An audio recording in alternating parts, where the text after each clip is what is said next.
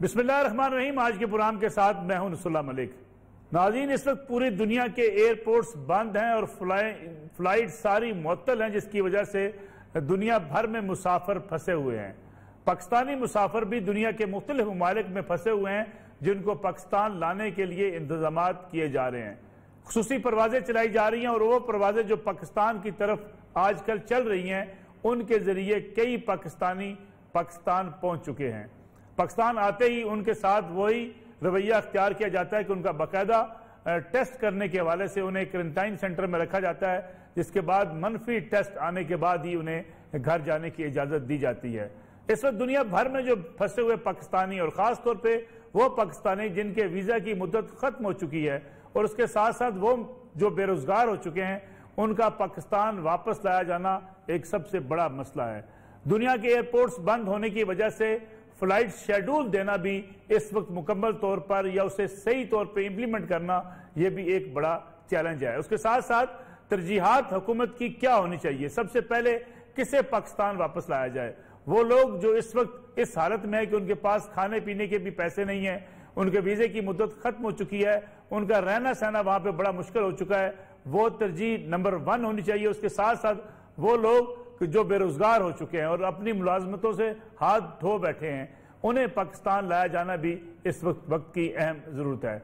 इसके साथ साथ कि जो तरीकाकार अख्तियार किया जा रहा है, जो SOP हैं कि उन्हें पाकिस्तान वापस लाने के लिए फ्लाइट्स के अंदर जो इकदामात उठाए जाने चाहिए, उस पर किस हद तक अमल दरामद हो रहा है। और खास तौर पर हुकूमत पाकिस्तान ने समुंदर पार पाकिस्तानियों के लिए जो खुसूसी परवाजें चलाने का फैसला किया है, अगले 10 रोज में कितनी परवाजें पाकिस्तान वापस आएंगी, जिसके नतीजे में पाकिस्तानी जो वापस आएंगे उनको मुख्तलिफ जगहों पे टेस्ट किए जाएंगे और टेस्ट मनफी आने की सूरत में ही उन्हें घर वापस जाने दिया जाएगा। इसके साथ साथ बहुत सी ऐसी शिकायत भी हैं कि VIP कल्चर की वजह से हमारे बहुत से लोग ऐसे हैं जो ये समझते हैं कि उन्हें वापसी पे, वतन वापसी पे उनका टेस्ट ना हो बल्कि उन्हें घर जाने दिया जाए। इस हवाले से भी हुकूमत की क्या पॉलिसी है? और उसके साथ साथ जो हमारी एम्बेसी और सफारतखाने बैरून मुल्क काम कर रहे हैं, वो किस अंदाज से अपने पाकिस्तानियों के साथ राब्ते में हैं, उनकी इस मुश्किल वक्त में उनको पाकिस्तान लाने के लिए क्या क्या इकदाम किए जा रहे हैं, ये भी आज के प्रोग्राम का मौजू होगा। उसके साथ साथ कोरोना वायरस के बढ़ते हुए केसेस, कल का दिन तो बड़ा ही खौफनाक था।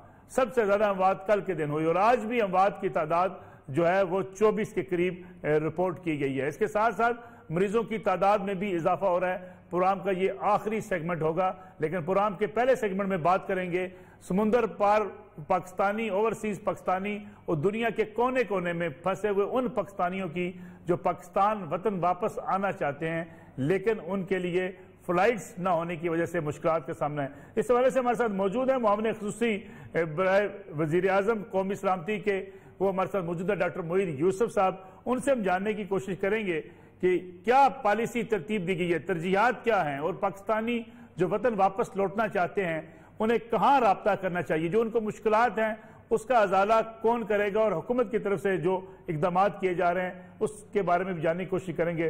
बहुत बहुत शुक्रिया डॉक्टर मोईन यूसुफ साहब। मोईन साहब, बहुत बहुत शुक्रिया प्रोग्राम में वक्त देने का। ये बताइएगा कि आज आपने एक कहा कि 1 लाख के करीब पाकिस्तानी जो है वो बैरून मुल्क जो इस वक्त फंसे हुए हैं और पाकिस्तान आने के ख्वाहिशमंद हैं।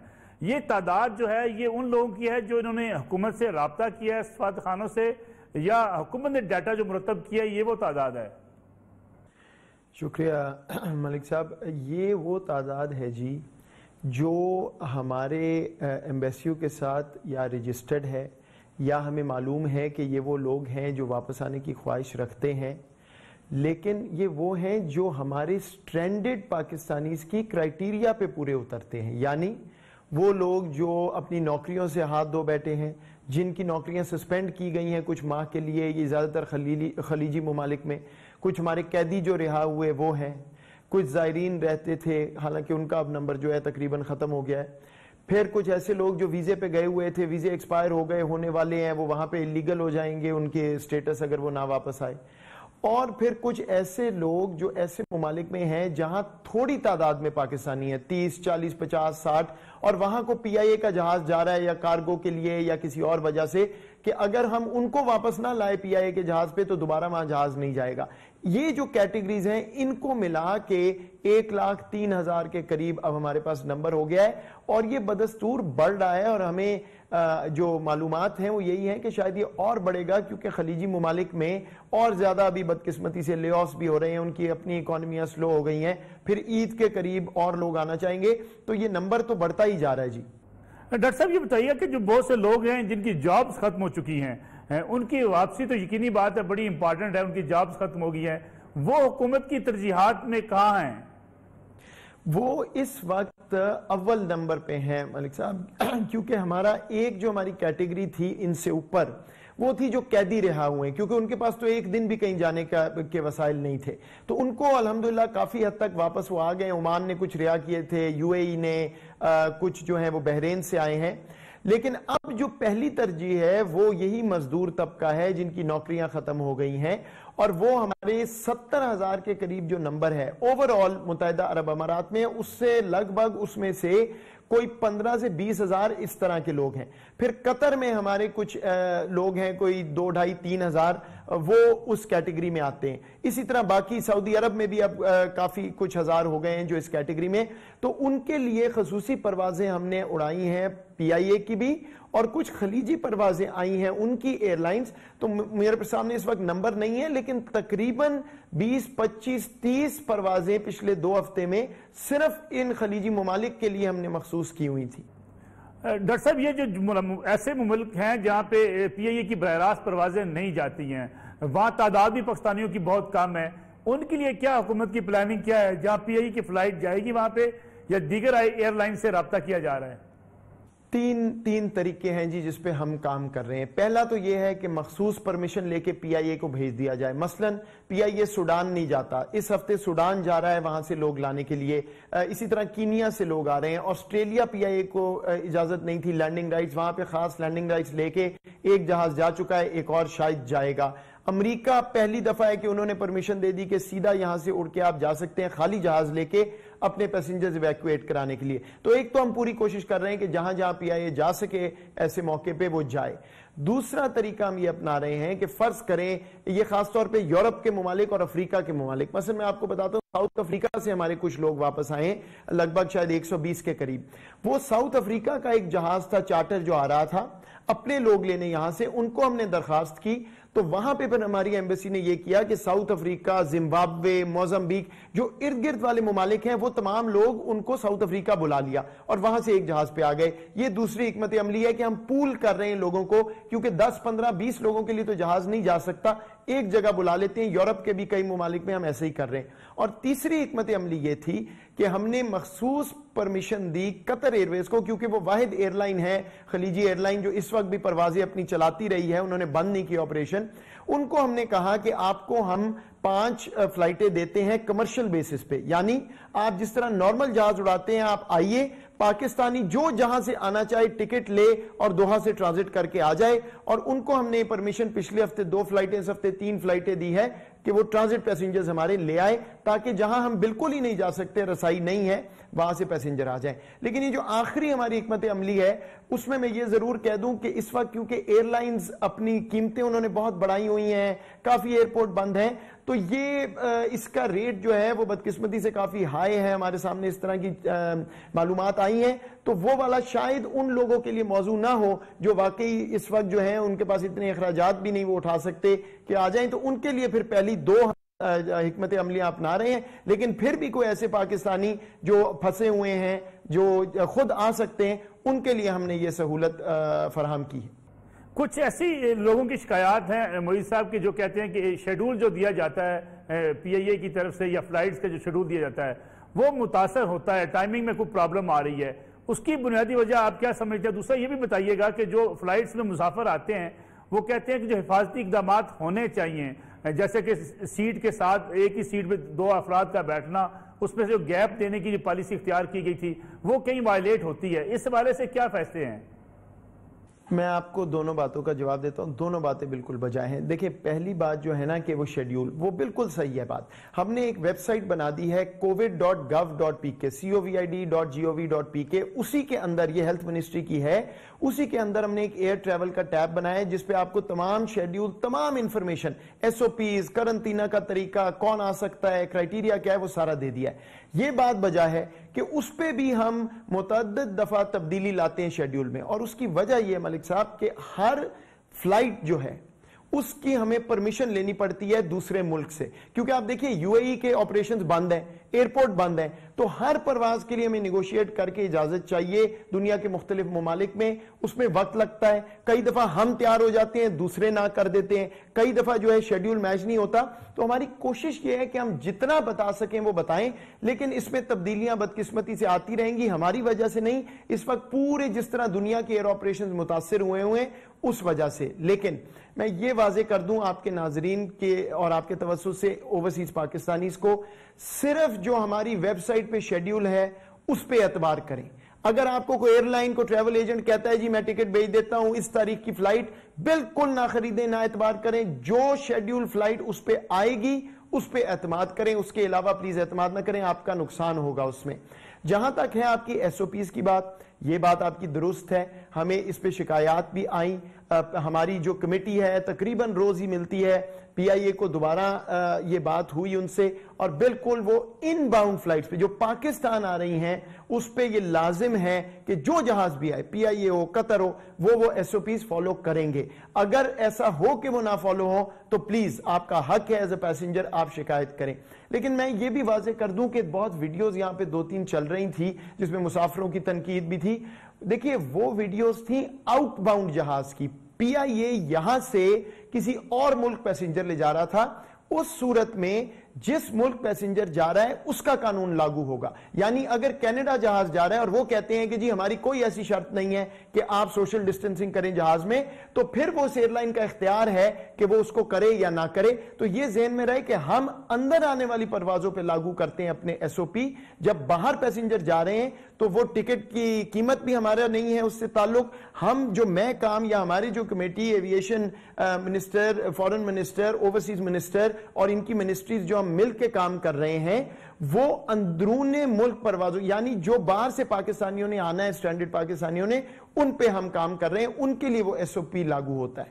مولوی صاحب بعض آپ کے لوگ ہیں پاکستان میں عمومی یہ کلچر یہ ہے کہ ہم VIP کلچر کے زیادہ حامی ہیں. ہمارے عوام میں یہ چیز پائی جاتی ہے.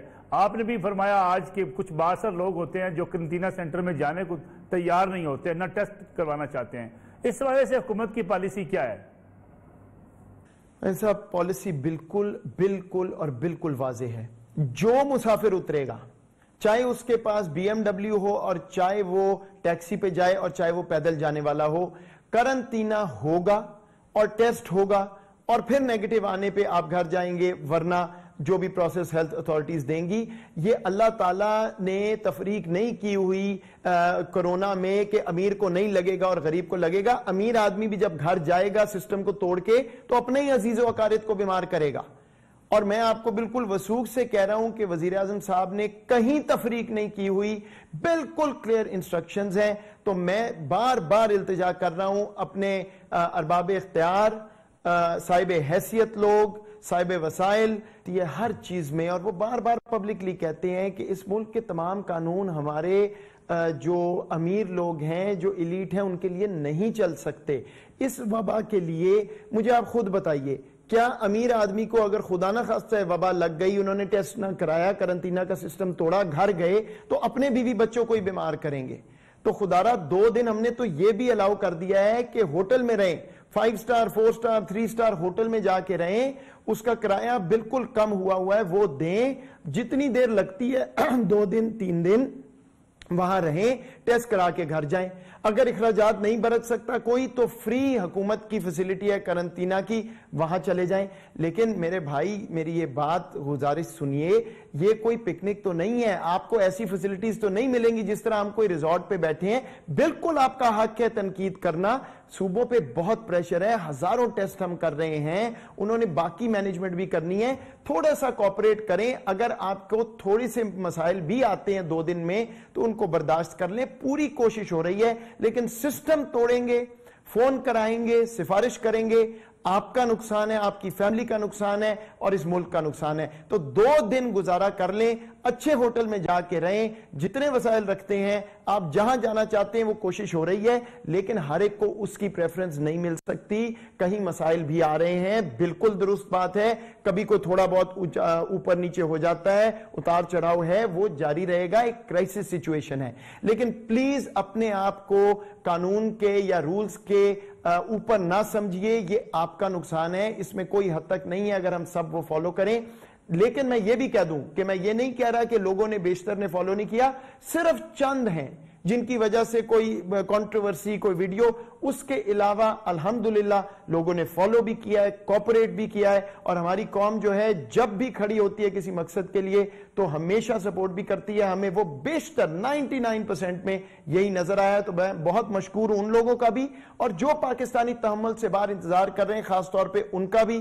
ہم پوری کوشش کر رہے ہیں، لیکن میں نے آج بھی پوری پریس کانفرنس میں یہ ایکسپلین کیا ہے کہ ہماری کیا کنسٹرینٹس ہیں کہ ہم 7-8 ہزار ہفتے میں لوگ لا سکتے ہیں، اس سے زیادہ اس وقت نہیں لا سکتے. اس پہ بھی نظر ثانی ہو رہی ہے، انشاءاللہ بہت جلد یہ نمبر بڑھے گا. لیکن پلیز آپ یہ سمجھیے کہ ہمارا نمبر 1 گول ہے محفوظ طریقے سے آپ کو واپس لا کے اپنے گھروں کو پہنچانا. صرف نمبر بڑھانا ہمارا اس وقت ہدف نہیں ہو سکتا ہے. اگلے 10 دنوں میں 30 پروازیں، اور خاص طور پر اگر عید قریب آئے گی پروازوں میں اضافہ ہو جائے گا. یہ حکومتی پالیسی ہے.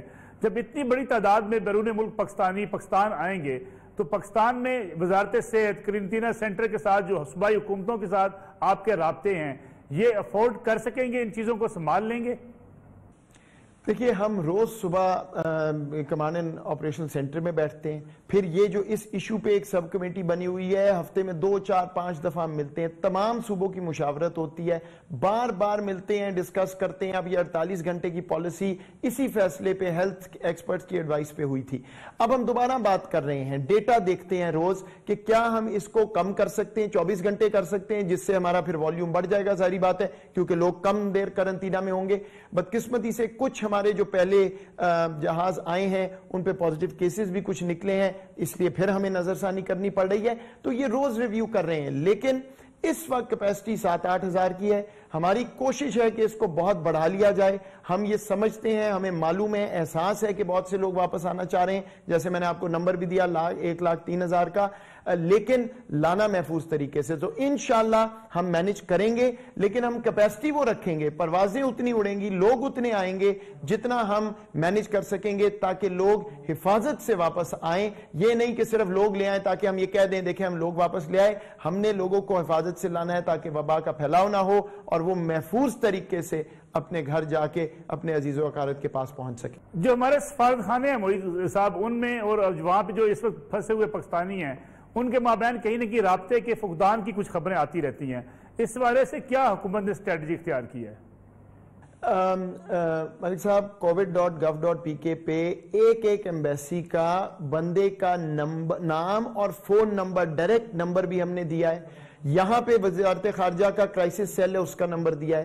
میں آپ کو وثوق سے کہہ سکتا ہوں، میں خود وزیر خارجہ، ہمارے اوورسیز منسٹر ایوییشن کے، ہم سارے پیسنجرز کے فون خود اٹھا رہے ہیں راتوں کو دنوں کو. میں آپ کو وثوق سے کہہ رہا ہوں کیونکہ یہ ہماری ذمہ داری ہے. یہ نہیں کوئی احسان نہیں ہم کسی کے سر کر رہے، صرف یہ ہے کہ کیپیسٹی کا خیال رکھیے. بہت بوجھ ہے سسٹم پہ، ایمبیسیز پہ بھی ہزاروں فون آتے ہیں، اس لیے ہو سکتا ہے رابطے میں کوئی کمی بیشی ہو. لیکن آپ ریچ آؤٹ کریں، آپ کا حق ہے. آپ سٹیزن پورٹل پہ پرائم منسٹر کے لکھیں اگر کوئی مسئلہ ہے. کوشش پوری ہو رہی ہے.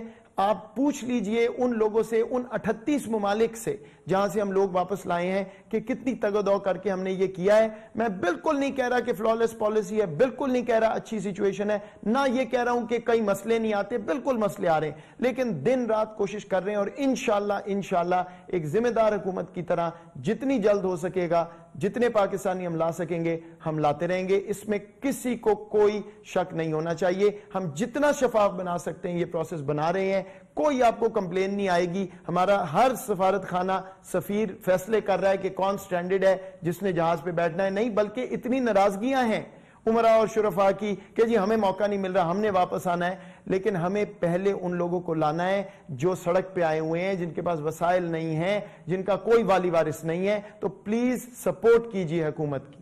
محی الدین یوسف صاحب بہت بہت شکریہ پروگرام میں وقت دینے کا۔ پروگرام میں ایک بریک کا وقت ہوا ہے، بریک سے جب واپس آئیں گے تو بات کریں گے پاکستان میں کرونا کے بڑھتے ہوئے کیسز اور اس کے ساتھ ساتھ شرح اموات پہ اضافہ، کیا وجہ کیا ہو سکتی ہے، کیا اس کو روکنے کے لیے اب حکومت کے پاس منصوبہ بندی کیا ہے، مزید ٹیسٹ ہوں گے، مزید کرونا وائرس کے کیسز سامنے آئیں گے تو کیا حکومت اس ساری صورتحال کو سما پائے گی اور اس حوالے سے کیا کیا اقدامات اٹھائے جا رہے ہیں، اس پہ بات کریں گے آفٹر شارٹ بریک۔ پروگرام میں ایک بار پھر خوش آمدید۔ اگر ملک کے اندر مریضوں کی تعداد کو دیکھا جائے تو پچھلے کئی روز سے مسلسل تعداد کرونا وائرس کی بڑھتی چلی جا رہی ہے۔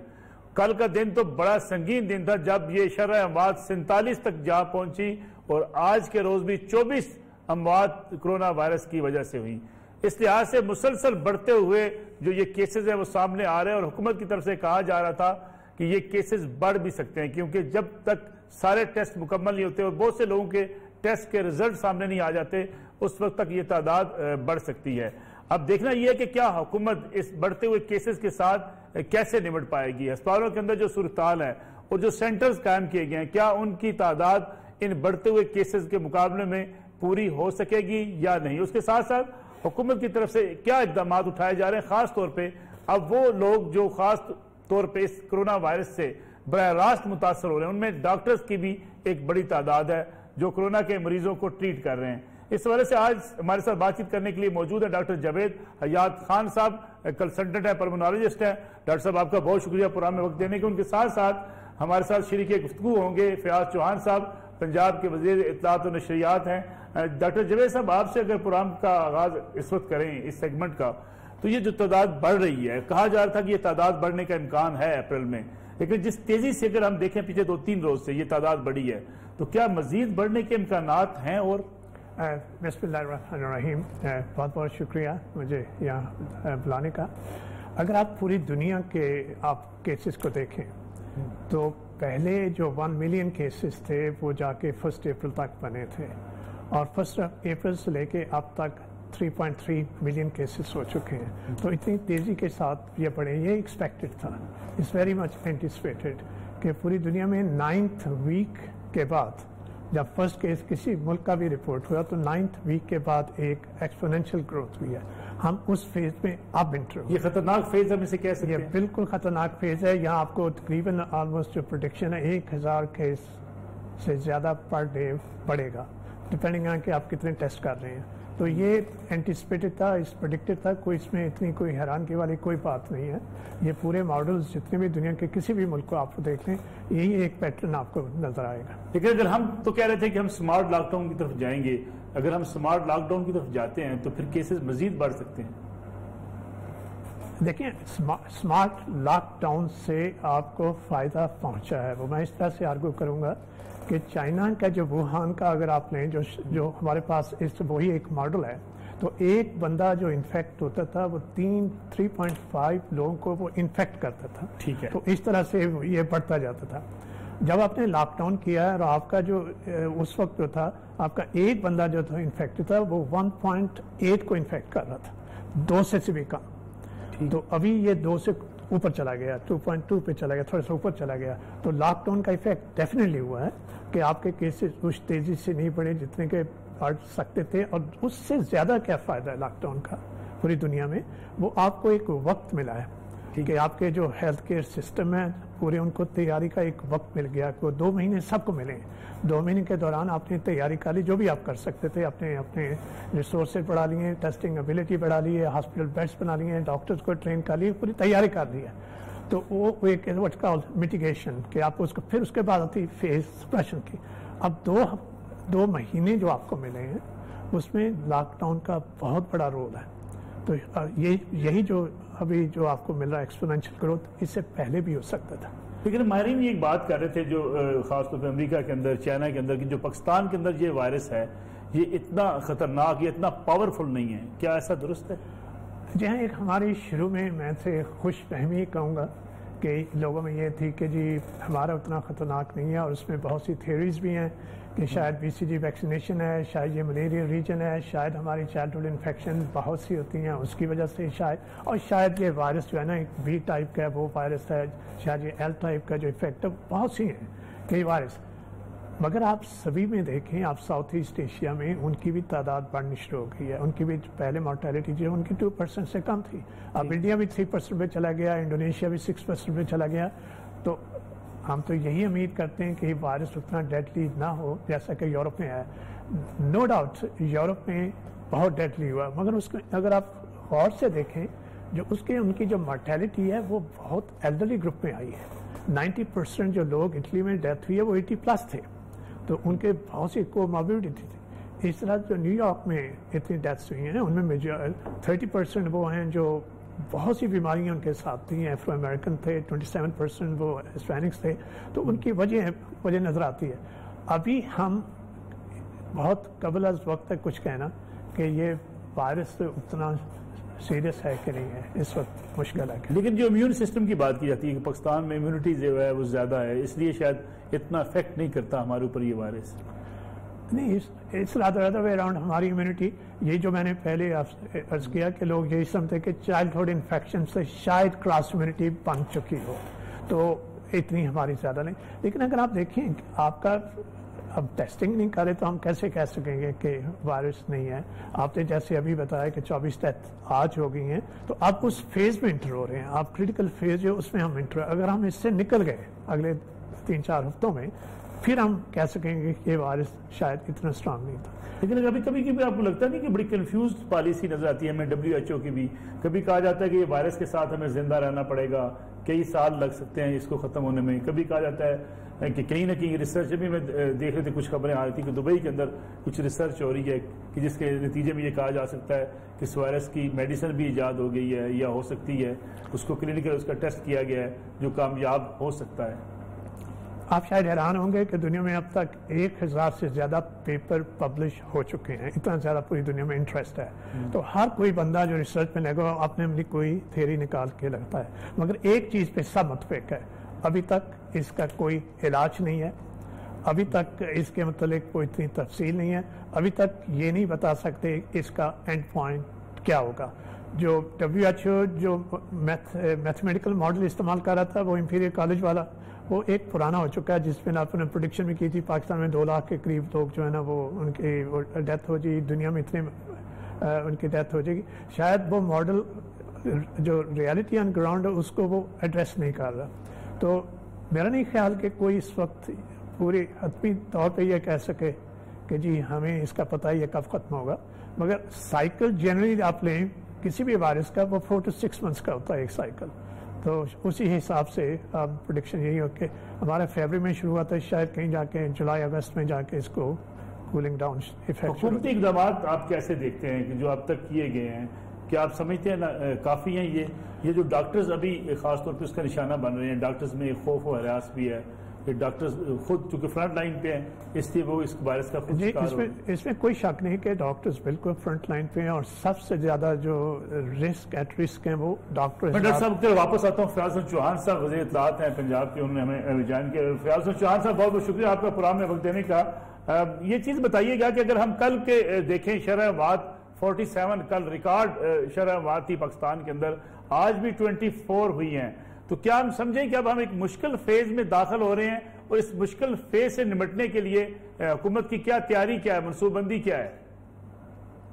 بسم اللہ الرحمن الرحیم. دیکھیں میں پوری وفاقی حکومت کے حوالے سے اور پورے 4 صوبوں کے حوالے سے تو نہیں بات کر سکتا اس وقت، لیکن میں اپنے صوبے کے حوالے سے بات کروں گا کہ پنجاب کے اندر آج کے دن میں بھی تقریباً 3700 قریب ٹیسٹ ہوئے. کل کے دن کے اندر جناب 3000 کے قریب جناب ٹیسٹنگ ہوئی. اور پھر اموات کے حوالے سے پنجاب کے اندر اس وقت 115 کا جناب وہ فگر ہے، سندھ کے اندر 118 کا ہے، KPK کے اندر 172 کا ہے. پھر ٹیسٹنگ کی ابھی تک جو ٹوٹل کوانٹٹی ہے وہ میرا خیال آئی تھنک سو کہ 95,000 سے 98,000 کے قریب سب سے زیادہ پنجاب کی ہے.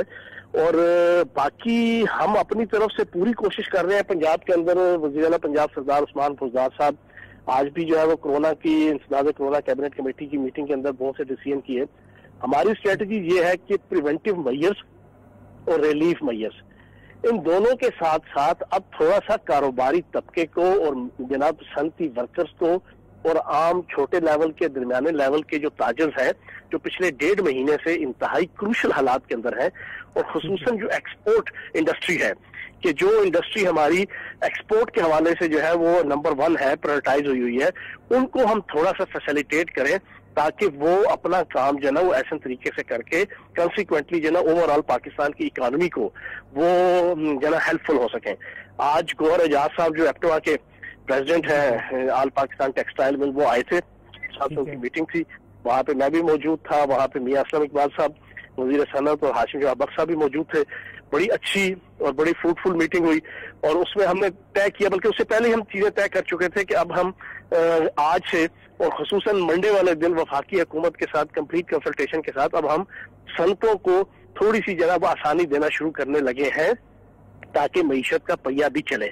پریونٹیو میئرز بھی اپنی جگہ, اور یہ بھی ہم نے آج طے کیا کہ تقریباً 5,000 کی کیپیسٹی 5 سے 6,000 کی کیپیسٹی اس پہ ہم اگلے 1 دن کے اندر آئیں گے. اور سب سے امپورٹنٹ چیز یہ ہے کہ پچھلے 3-4 دن سے ایک ہم نے ڈیسیژن کیا ہے وزیر پنجاب سردار عثمان فوزدار صاحب کی قیادت میں کہ پنجاب کے اندر سمارٹ سیمپلنگ سمارٹ ٹیسٹنگ, جس کو آپ ٹارگیٹڈ سیمپلنگ اور ٹارگیٹڈ جو ہے وہ آپ جناب ٹیسٹنگ کہہ سکتے ہیں اور سیمپلنگ کہہ سکتے ہیں, وہ ہم سٹارٹ لے رہے ہیں. اس کو وہ کس طرح ہم نے کچھ جناب پوائنٹ آؤٹ کیے ہیں کمپوننٹس, ڈاکٹرز ہیں, پیرامیڈیکل سٹاف ہیں, نرسز ہیں, ہسپتال کے اندر فرنٹ فٹ پر لڑنے والے ہمارے یہ جو مجاہدین ہیں ہم ان کو جناب ان کی ٹیسٹنگ سٹارٹ کر رہے ہیں.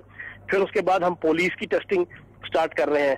پھر وہ تمام لوگ جو فرنٹ فٹ کے اوپر جو ہے وہ اس پورے 1.5-2 مہینے کے اندر کرونا وائرس کے خلاف جنگ میں جو سرکاری غیر سرکاری کمیونٹی اور طبقہ تھا جو اس کے اندر انوالو تھا, ہم اس کو سب سے پہلے ٹارگٹ کر رہے ہیں. وہ 8-10 کے قریب کی جو ہے وہ لسٹ بنتی ہے. پھر اس کے بعد ہم جو آپ کا اسٹیٹسٹیکل کوڈ کے اوپر مبنی ہمارے جو جنا حلقے ہیں مختلف جنا شہروں کے اندر ان کو ٹارگیٹڈ کر کے کہ جہاں پہ کوئی زیادہ کرونا وائرس کے مریضوں کی جو ہے وہ سسپیکٹس موجود ہیں یا موجود ہیں ان کو ہم لاک کر کے جو ہے وہ تقریباً تمام کی وہاں پہ جو رہائشی ہیں جو شہری ہیں ان کی ٹیسٹنگ کا آغاز اس انداز سے اگلے ہم 1-2 ہفتوں کے اندر پنجاب کے اندر جو ہے وہ سمارٹ سیمپلنگ اور سمارٹ ٹیسٹنگ کا جو آغاز کر رہے ہیں. چوہان صاحب, بازاروں کو زونز میں تقسیم کرنے کی ایک تجویز بھیجی گئی ہے پنجاب کی طرف سے وفاقی حکومت کو, یہ تجویز کیسی ہے, اس پہ عمل درآمد ہو سکے گا اور یہ زونز میں تقسیم کیسے کیے جائیں گے بازار؟ دیکھیں اس میں اس طرح ہے نا کہ ایک ٹائم پہ ہم پورے کا پورا شہر نہ کھولیں. ٹھیک ہے نا جی, ہم یہ طے کر لیں کہ اچھا بازار آج کھلے گا, ٹھیک ہے جی, لبرٹی جو ہے وہ 4 دن بعد کھلے گی, ٹھیک ہے جی, راول پنڈی کے اندر کمرشل مارکیٹ 1 دن کھلے گی, تو جناب آپ کا راجہ بازار جو ہے وہ دوسرے دن کھلے گا اور کمرشل مارکیٹ اس دن بند ہوگی. یا راجہ بازار جس دن جناب بند ہوگا اس دن جناب صدر کا جو ہے راول پنڈی کا حلقہ کھلا ہوگا. لاہور کے اندر جس دن فورٹس کا جو نا مارکیٹ کھلی ہوگی اس دن جناب آپ کی پیکیجز مال بند ہوگا. پتہ ایک ٹارگیٹڈ کر کے کہ زون بنا کے تاکہ معیشت کا پہیہ بھی چلے. اب دیکھیں نا آپ کے سامنے ہے, آپ سارا دن آپ جناب اپنی جناب کوریج کرتے ہیں کہ اس وقت پریشان ہے, معیشت کا حوالے سے جناب برا حال ہوا ہے. لوگوں کی انڈیویجول معیشت بھی جو ہے نا وہ تاجروں کی, چھوٹے تاجروں کی, درمیانے تاجروں کی, صنعت کاروں کی, انڈسٹری کی حالات دگرگوں ہوئے ہیں پچھلے 2 مہینے سے. تو اب آہستہ آہستہ وہ پہیہ چلانا ہے لیکن ٹیکٹفلی SOPs کے ساتھ چلانا ہے. اور آج کی میں ابھی پڑھ رہا تھا ٹی وی چینل پہ دیکھ رہا تھا, اسپین جیسا ملک کہ جہاں پہ کتنے کروشل حالات تھے جناب, انہوں نے بھی اب جنا آہستہ آہستہ جو ہے وہ لاک ڈاؤن کو نرم کرنا شروع کیا ہے. ٹھیک ہے نا جی, کیونکہ معاملات زندگی کا پہیہ, معاشرے کا پہیہ, تجارت کا پہیہ, معیشت کا پہیہ, اکانومی کا پہیہ تو چلانا ہے نا. بالکل, یہ سارا جو ہے وہ پلان ہے. بہت بہت شکریہ. فیاض چوہان صاحب ہمارے ساتھ موجود تھے, وزیر اطلاعات پنجاب کے, بتا رہے تھے کہ اب بازاروں کو بھی زونز میں تقسیم کیا جا رہا ہے. ڈاکٹر صاحب اگر ہم اس طرف آئیں, اگر ہم زونز میں بازار کھول لیں اور سمارٹ لاک ڈاؤن کی طرف چلے جائیں تو پھر اس وائرس کا مقابلہ اس طریقے سے کیا جا سکتا ہے کہ ٹھیک ہے کچھ بازار آج کھل جائیں, کچھ کل کھل جائیں, تاکہ لوگوں کا رش بھی نہ ہو اور لوگوں کا میل جول بھی کم ہو، اور سوشل ڈسٹینس کی جس کی ہم بات کرتے ہیں؟ جی ہاں بالکل ہو سکتا ہے. اگر اس میں یہ اگر آپ ہمارا جو ڈیٹا ہے 2 مہینے سے اکٹھا ہو چکا ہے، اس میں اگر آپ دیکھیں کہ سب سے زیادہ 50% سے زیادہ لوگ جو ہے نا وہ ینگ ہیں جو اس سے انفیکٹ ہوئے ہیں، مگر جو مارٹیلٹی ہے وہ آپ کی ایلڈرلی گروپ میں ہے. تو جو آپ کا معیشت چلانے والے ہیں وہ یہ ینگ لوگ ہیں. وہ ان میں مائلڈ ڈیزیز تھی جنرلی، اگر تھی بھی تو بڑی مائلڈ ڈیزیز تھی ان کی. تو اگر اس اسمارٹ جو اپروچ بنائی جا رہی جو بڑی اچھی اپروچ ہے کہ اس میں جو سوشل ڈسٹینسنگ رکھیں گے آپ، وہ آپ کے جو حفاظتی اقدامات ہیں ان کی طرف سے کریں گے تو یہ پرابیبلی یہ بہتر ہے. مگر اس ایک چیز کا صرف ڈر ہے کہ وہ یہ ہے کہ اگر آپ نے ایک علاقے کو کھولا تو دوسرے علاقے کے لوگ کہیں وہاں جا کے رش نہ ہو جائے. اگر آپ اس کو مینیج کر لیں، سوشل ڈسٹینس کریں، تو آئی تھنک یہ بہت ہی اچھی تجویز ہے کہ معاشی فائدہ. بیسیکلی یہ وائرس لنگس کے اوپر ڈائریکٹ افیکٹ کرتا ہے. کوئی ایسی چیز بھی ہے کہ جس سے لنگس پر جو اس کا افیکٹونیس ہے اس کو روکا جا سکے؟ جی ابھی اس میں اتنی تیزی کے ساتھ تبدیلی آ رہی ہے کہ شروع میں یہی خیال تھا کہ یہ لنگس کو ہی افیکٹ کرتا ہے، مگر ابھی یہ صرف لنگس کو ہی نہیں، اس میں اسٹروک بھی ہو جاتی ہے، فالج کا حملہ بھی ہوتا ہے، یہ ہارٹ اٹیک بھی ہو رہا ہے، یہ آپ کے گردوں پہ بھی اٹیک کر رہا ہے، یہ آپ کے انٹسٹائن پہ بھی اٹیک کر رہا ہے. یہ وجہ ہے کہ سب سے زیادہ ایفیکٹ اس کا لنگس پہ ہوتا ہے. آپ کا سوال کہ کوئی ایسی چیز ہے کہ لنگس کو پروٹیکٹ کیا جا سکے کہ نہیں، ابھی تک کچھ ایسا ملا نہیں ہے. بہت سی ٹرائلز ہو رہی ہیں، بہت سی ڈرگ اس وقت جو ہے نا ان کو انڈر کنسیڈریشن ہے، انویسٹیگیشن چل رہی ہے اسی مقصد کے لیے جس کو استعمال کیا جائے. خاص طور پر اگر ہم ہیٹ کی بات کریں، کھانا پکاتے ہوئے جو کھانا پکتا ہے اس میں اتنی ہیٹ زیادہ ہو جاتی ہے، اس میں یہ وائرس زندہ رہ سکتا ہے؟ جی ایک بہت کچھ عرصہ پہلے ایک بات چلی تھی کہ جی اگر آپ ٹیمپریچر بڑھا لیں اپنا 56 پہ چلے جائیں تو اس میں وائرس مر جائے گا، یا آپ کو ناک کے ذریعے استعمال کر لیں، ہارٹ بات لے لیں، مر جائے گا. مگر وائرس کا اس قسم کے ٹیمپریچر کوئی افیکٹ نہیں ہوتا. ڈاکٹر جاوید صاحب آپ کا بہت شکریہ پروگرام وقت دینے کا. ناظرین یہ آج کا پروگرام تھا، پروگرام کا وقت ختم ہو گیا. کل آپ سے انشاءاللہ پھر ملاقات ہوگی. اجازت دیجیے، اللہ حافظ.